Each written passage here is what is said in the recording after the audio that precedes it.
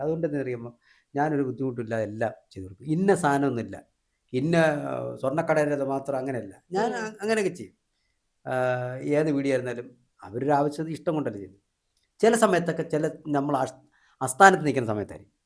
അങ്ങനെ ഇതുമല്ല ഒരു പയ്യൻ എന്നെ വിളിച്ചു, ചേട്ടാ, പേര് ഞാൻ പറയുന്നത്, ചേട്ടാ നമസ്കാരം ചേട്ടാ, എനിക്കൊരു ബർത്ത്ഡേ വിഷ് ചെയ്ത് തരണം, എൻ്റെ ബർത്ത്ഡേ. അപ്പോൾ ഞാൻ പറഞ്ഞ് പേരെന്താണെന്ന് പേര് പറഞ്ഞു. നിനക്ക് എത്ര വയസ്സുണ്ട്? എനിക്ക് 32 വയസ്സ്. ആദ്യം നീ 32 വയസ്സ് വരെ നിനക്ക് ആയുസ്സും ആരോഗ്യം തന്ന ദൈവത്തിന് വേണ്ടി പ്രാർത്ഥിക്കാം.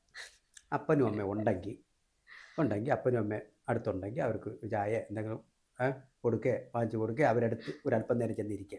അവരില്ലെങ്കിൽ അവർക്ക് വേണ്ടി പ്രാർത്ഥിക്കുക. കൂട്ടുകാരന്മാരൊക്കെ ഒന്ന് വിളിക്കുക.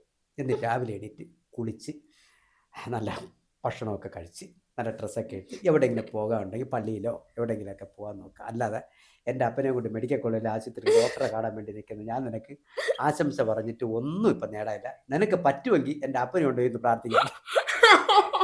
കാരണം അത് കഴിഞ്ഞ് അപ്പൻ അത് കഴിഞ്ഞ് 2 ദിവസം കഴിഞ്ഞാണ് അപ്പൻ മരിക്കുന്നത്. അപ്പം ഞാൻ അത്രയും സീരിയസ് ആയിട്ടൊരു മാറ്ററിലാണ് നിൽക്കുന്നത്.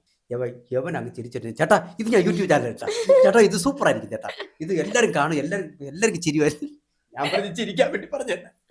ഞാൻ ഇങ്ങനൊരു അവസ്ഥയായിരിക്കുകയാണ്. ഞാൻ ഇതിൻ്റെ ഇടയിൽ എന്നിട്ട് പറഞ്ഞിട്ട് ഒരു കാര്യം, നീ പറ്റുമെങ്കിൽ എൻ്റെ അപ്പനെ കൂടെ പ്രാർത്ഥന.